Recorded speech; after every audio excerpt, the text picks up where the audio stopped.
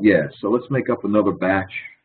And if I scroll through here, that's another job that Kelly mentioned, and it's an adventure trips job. This is an ad hoc type of job where if I hit create and scan, again, I'm just going to browse because I don't have a scanner hooked up here, but Adventure Trips is a adventure company, and I'm going to import a invoice and an itinerary. It's merged over here in the PDF, and it's going to be separated by a patch code.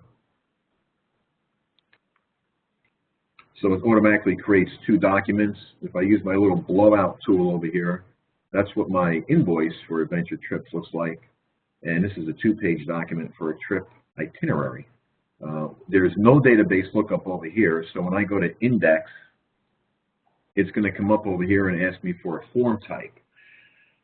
Since the forms that we're using to scan in or import into Adventure Trips are either going to be invoices or itineraries, instead of making two jobs with two sets of index fields, we have two form types set over here. So if the operator is looking at an invoice, they can come over here and just choose either invoices or itinerary. If I hit invoices, I get one set of index information. And in this case, I can type in a name. I can proceed to the next one. I can use my rubber band OCR tool, and I can populate that information as well.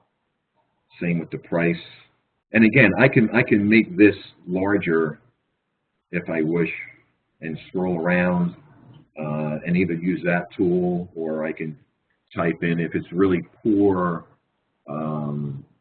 copy, you can always type in something, 99 or whatever. So I just want to show you an option that you can do an automatic and manual entry in there.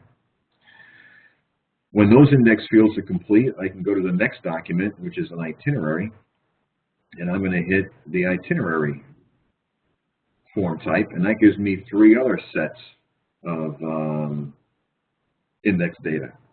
And for the trip leader, we'll go back to here. We have Chris's name over here. The start date, you notice when I click on that, it automatically goes over to the start date. Now, this is what it looks like if there's a validation error. It comes up in red. You notice when I selected the trip leader's name, Chris Mazza, it came up in black, and it proceeded to the next index field.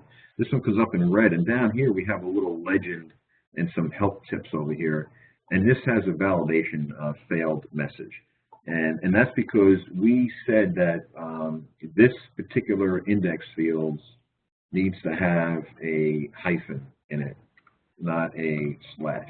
So you can see when I take that out, it automatically turns black, and it'll allow me to proceed to the next field. The reason why I like to show that is because that just shows how we can lock down some of the settings and control what should be in these index fields, so that if this is going into another ECM system or wherever it's going, if that date format needs to be a specific format, then you can lock that down. When I hit package type, I'm just going to back off a little bit on this. It automatically goes to the trip package area. So Adventure Trips has three different types of plans: gold, silver, and bronze. And in this instance, we just have a pull-down menu over here. So we set up our index field with these three choices. So I can just simply hit gold, and if I hit the next, I can close this batch out, and it'll export the batch.